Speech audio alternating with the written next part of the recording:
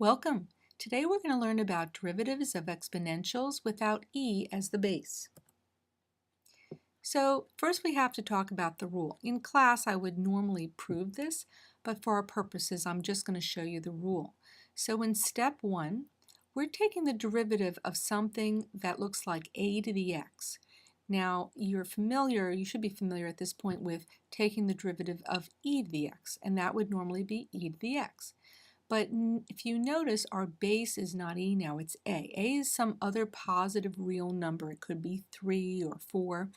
So we take our derivative and we get natural log of a times a to the x. Now again, if that had been e, it would have been natural log of e times e to the x. And natural log of e is simply 1. Okay, in step 2, we're taking the derivative of a to the u. And the only difference here is that if you don't have x in the exponent, you have u being some other differentiable function of x, then you need to calculate u prime as well. Remember, if you have another variable, it's like doing chain rule here.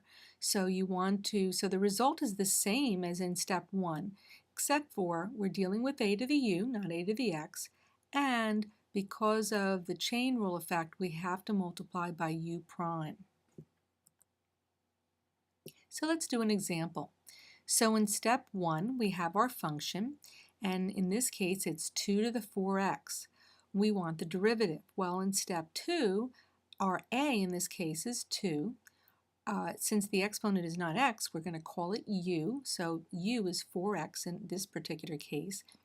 That means u prime is 4.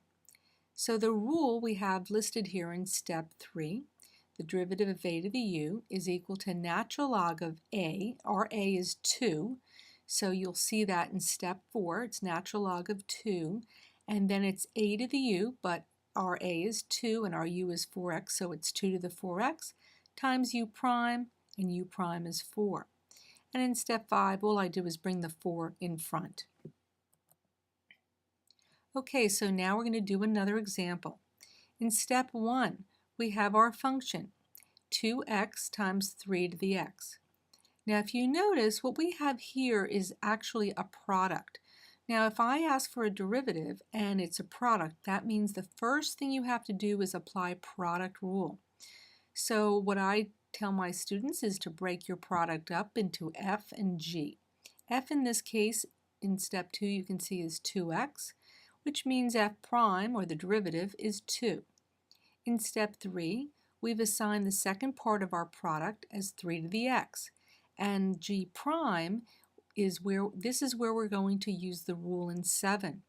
So the derivative of a to the x, our a in this case is 3, is going to be the natural log of a, or the natural log of 3, times 3 to the x, and that's what we have for g prime. In step 4, I've listed the product rule just as a reminder, and in step 5 we've taken our f prime, g prime, and simply plugged it into product rule. And in step 6 I have factored out a 3 to the x, and we are done. And that is derivatives of exponentials without e as the base. Now go practice, practice, and practice some more.